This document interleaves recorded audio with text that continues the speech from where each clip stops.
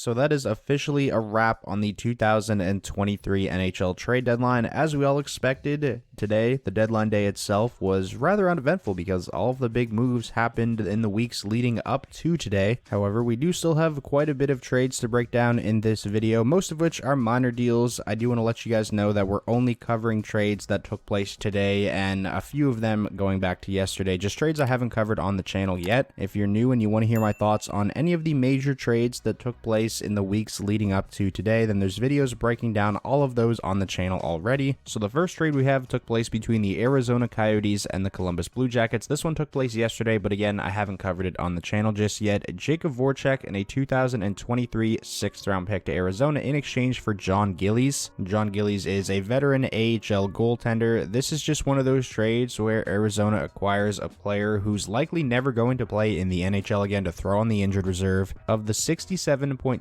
million cap hit the Arizona Coyotes currently have on the roster, 57.6 of that is allocated to guys on the IR who are retired or never going to play again, cap retention via trade, and contract dumps. This trade coming just days after the NHL warned all 32 NHL general managers, advising them that acquiring injured players ahead of Friday's trade deadline with the intent to stash them on the LTIR until the playoffs will be closely scrutinized for salary cap circumvention. So it's not okay for teams that are actually trying to win and compete and spend over the salary cap to make moves like this, but it's okay for Arizona to do it with basically half of their entire cap hit to hit the cap floor. Kind of silly if you ask me. The next trade we have is another one involving the Columbus Blue Jackets. This one had them sending goaltender Jonathan Quick to the Vegas Golden Knights in exchange for goaltender Michael Hutchinson and a 2025 7th round pick. Columbus will also be retaining 50% of Jonathan Quick's cap hit. This trade was basically the Columbus Blue Jackets doing Jonathan Quick a favor, flipping him to a contender, which is what Jarmo Kekalainen said they were going to look to do, and it just so happens the contender they flipped Jonathan Quick to is LA's divisional rival, the Vegas Golden Knights. As we all know, Jonathan Quick has had a really rough season, rocking just an .876 save percentage, and you have to imagine in Vegas he's going to be the third string goaltender behind Logan Thompson and Aiden Hill, so it's an insurance policy for the Vegas Golden Knights. You never know when one of their goaltenders could go down with an injury, and it's not like Jonathan Quick is all that far removed from playing at a high level. He actually had a really good season last year, considering Vegas had to give up next to nothing to make this happen, a 7th rounder and a minor league goaltender. I think this is a no-brainer of a deal for them, and I'm really happy for Jonathan Quick. This next trade took place between the Edmonton Oilers and the Arizona Coyotes that had Edmonton acquiring Nick Bjugstad and Cam Deanan from Arizona in exchange for Michael Kesslering and a 2023 3rd round draft pick. The Arizona Coyotes are also retaining 50% of Bjugstad's $900K cap hit, so he's going to Edmonton as a $450,000 player, and it's funny, Edmonton only had about $461,000 in cap space before making this move. In my opinion, this is a really nice add for the Edmonton Oilers, and it's about all they could do with the cap space that they had. Nick Bjugstad has kind of had a career resurgence this year in Arizona, 13 goals in 59 games. He's played a physical game this season, responsible defensively, should be a welcome addition to the Oilers' bottom six. And for the Arizona Coyotes, say what you want about how they're running that organization right now, how they're spending their cap space, but one thing you have to admit, they've done an amazing job stockpiling draft picks. They now have 22 draft picks in the first 3 rounds of the next 3 NHL drafts, which is absurd. That's unheard of. Moving on now to the next trade, this one between the Dallas Stars and the Chicago Blackhawks that saw the Dallas Stars acquire Max Domi and Dylan Wells from Chicago in exchange for Anton Hudobin and a 2025 2nd round draft pick. Really nice bit of work by the Blackhawks here, in my opinion. They signed Max Domi this season to a 1-year, $3 million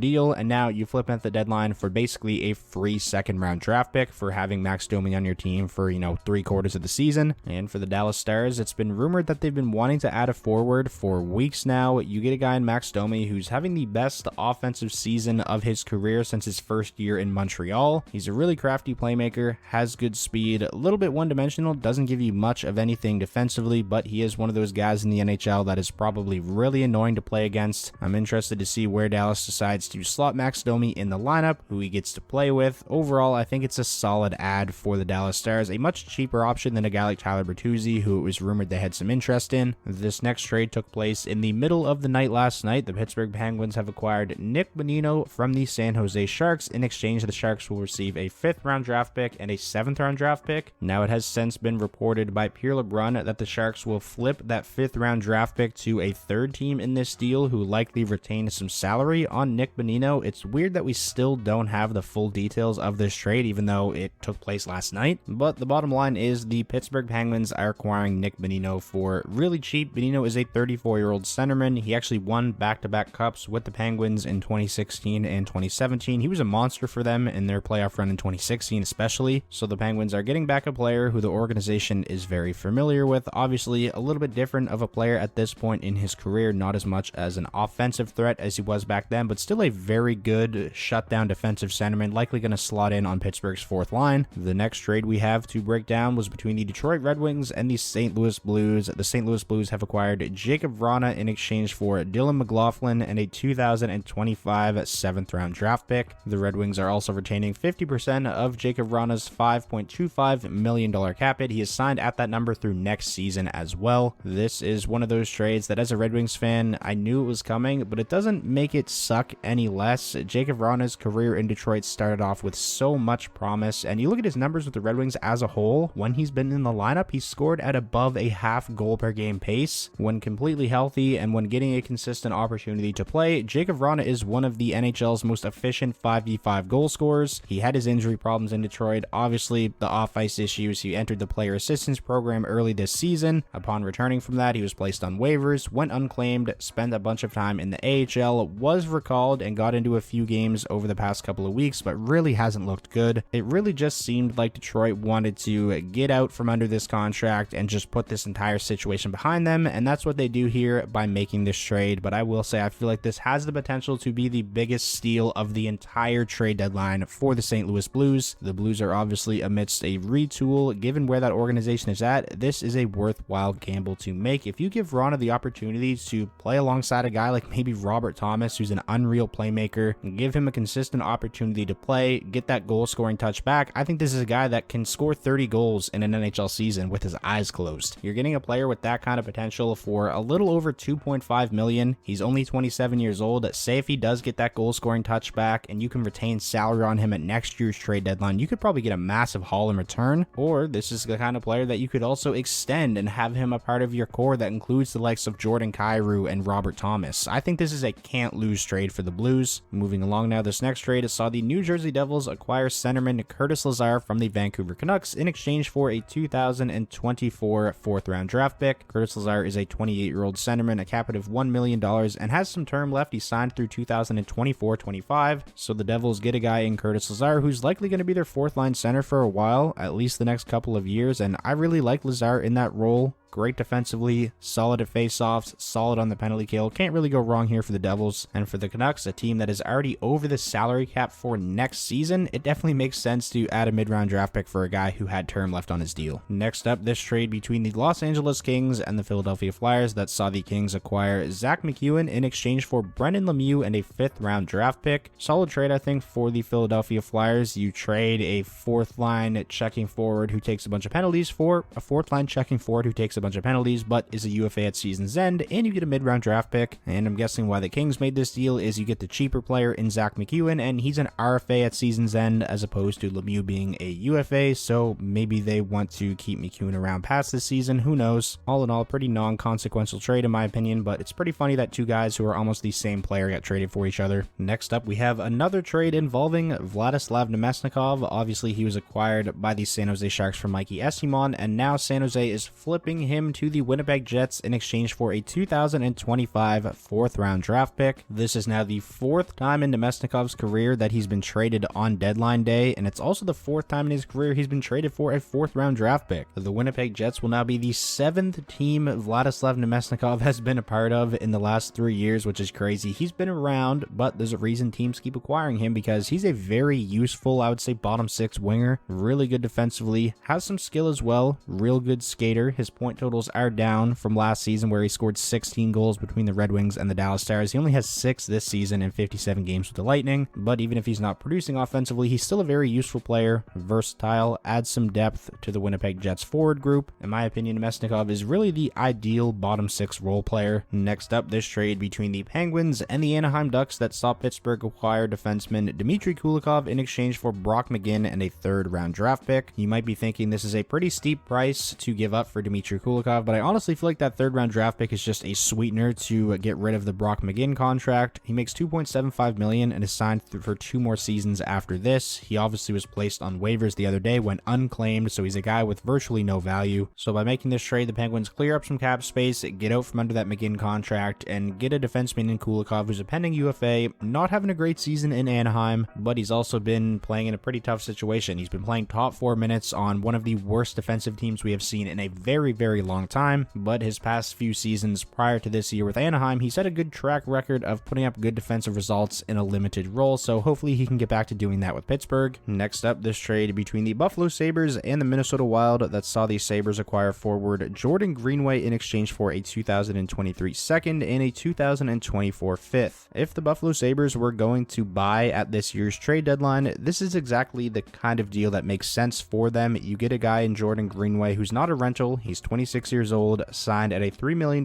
cap hit for the next 2 seasons after this. Jordan Greenway is not a player who's going to bring a lot to the table offensively, probably caps out between 25 to 30 points, but he's great defensively, obviously incredibly physical. He's not afraid to throw hits. He's not afraid to fight. Definitely makes the Buffalo Sabres a tougher team. I think he's going to be a nice addition to their bottom 6, and a fun little connection here. Buffalo Sabres head coach Don Granato was actually Jordan Greenway's head coach for his U18 team, so there's a little connection there. And for the Minnesota Wild, you clear cap space, get out from under this $3 million contract that has some term left on it. Obviously, they're going to be in a difficult cap situation for a long time thanks to the buyouts of Parise and Suter, and in doing so, in clearing cap space, you get a couple of draft picks, including a pretty valuable 2nd rounder. Obviously, there's no guarantee Buffalo makes the playoffs this year, so there's a pretty decent chance that that 2nd rounder is in the first half of the 2nd round. So overall, I think this is a trade that makes sense for both teams. Next up, we have a trade between the Minnesota Wild and the Detroit Red Wings that saw Minnesota acquiring Oscar Sundqvist from the Red Wings in exchange for a 2023 4th round draft pick. So the Red Wings continue to sell Sundqvist as a cap hit of $2.75 million. He's a UFA at season's end. The Red Wings get a mid-round pick for a player that in all likelihood wasn't re-signing in Detroit, opens up a roster spot for a younger player to get called up and come into the lineup, stuff like that. And for the Minnesota Wild, it's clear that they approached this trade deadline wanting to add some forward depth. They acquired guys like Marcus Johansson, Gustav Nyquist, and now Oscar Sundqvist, who is a 4th liner, won a Stanley Cup with the St. Louis Blues in 2019. He actually played on both of Detroit's special teams this season, the power play and the penalty kill. He's not fantastic in either role, but he can do it. Relatively useful player. All the guys Minnesota acquired in Johansson, Nyquist, and Sundqvist are UFA at season's end, so the Wild added some much needed forward depth, didn't have to give up much to do it, and they maintain cap flexibility for next season as they didn't make any commitments to guys with term beyond this season. Next up, a very minor move between the Senators and the Philadelphia Flyers that saw the Ottawa Senators acquire centerman Patrick Brown from Philly in exchange for a 2023 6th round draft pick. Patrick Brown is a 30-year-old centerman, makes just $750K this season, is a UFA at season's end, a physical, defensive, 4th line player. Not really anything more than that, may or may not even be a everyday player for Ottawa, but some injury insurance for really cheap. Moving on now, we have another really small deal here between the Preds and the Sabres. Nashville acquires forward Rasmus Asplund from Buffalo in exchange for a 2025 7th round draft pick. Rasmus Asplund was a 2nd rounder in 2016, did have 27 points last season in 80 games, hasn't been able to carve out a consistent spot in the Sabres lineup this season. He's appeared in just 27 games. This is a change of scenery deal. He makes $825K and he's an RFA at the end of the season. Could be a longer term option for Nashville in terms of a bottom 6 forward. Moving along now, this next deal between the Calgary Flames and the Arizona Coyotes that saw Calgary acquire defenseman Troy Stecher and Nick Ritchie from Arizona in exchange for defenseman Connor McKay and forward Brett Ritchie. So the brothers get traded for each other in this deal. I actually don't mind this deal for the Flames. I know Flames fans were getting kind of impatient because of how quiet the team has been over the past couple of weeks leading up to the deadline, and this is kind of the only significant move that they made, if you even want to call it significant. I liked Troy Stecher in Detroit. I think he's a good, serviceable two-way bottom pairing defenseman, is a really good skater. Is able to transition the puck up the ice well, so I think Flames fans will like Stetcher. Nick Ritchie is what he is at this point. Depth winger. He can hit a little bit, chip in some offense, but his skating ability really isn't NHL caliber. For the Coyotes, you get a defenseman in Connor McKay, who I think is interesting. 26 years old, undrafted, puts up really good offensive numbers in the AHL, and he's played 10 games this season with the Flames where he has 2 goals and 3 points. He's an RFA at the end of the season. I imagine Arizona is going to give him a long look in the top 6 to finish out this year, and who knows, maybe he's a guy they extend. And now for what I think is the final trade of this year's NHL trade deadline review, unless something trickles in some additional details while I'm editing, but this deal was between the Minnesota Wild and the Anaheim Ducks that saw the Minnesota Wild acquire defenseman John Klingberg, 50% retained by Anaheim, in exchange for Andre Suster, the rights to prospect Nikita Nesterenko, and a 2025 4th-round draft pick. Probably not the return Anaheim would have wanted and expected to get for Klingberg when they signed him to a 1-year deal in the summer, but it's been a really rough year for pretty much every defenseman on the Ducks. I think Nikita Nesterenko is an interesting piece here. He's an unsigned prospect, was a 6th-rounder by the Wild, but he's got 30 points in 32 games this season for Boston College in the NCAA. Might be something there, so that's a prospect to keep an eye on. We'll see if the Ducks get him signed. But for the Minnesota Wild, honestly, I do think this is one of the best fits in the league for somebody like John Klingberg. He's having the worst offensive season of his career, just 24 points in 50 games. He doesn't bring much to the table, if anything at all, defensively. The Wild are a team that struggled to get offensive production from the back end. Their leading scorer in terms of defensemen this season is rookie Kalen Addison with 28 points. I think playing on a much better team with defensemen who are very good defensively on Minnesota, John Klingberg should be able to thrive. I think this is actually a really good pickup for the Minnesota Wild, especially considering they didn't have to give up much to bring him in, and it's another trade where they don't commit any dollars to a player beyond this season. So that is a wrap for the 2023 NHL trade deadline. I know the trade deadline day itself this year was really uneventful, but man, what a crazy 2 weeks it was. For me personally, it was one of the most successful stretches I've ever had on YouTube, so I want to give a huge thank you to all of you for your continued support. It means the world to me. Cannot thank you guys enough. Definitely an amazing start to 2023. If you guys enjoyed this video and you're excited for more NHL content as we push towards the playoffs, be sure to drop a like. That is the best way to show your support. And lastly, if this was your first time checking out the channel and you want more NHL content just like this, be sure to hit that subscribe button, and I will talk to you all soon.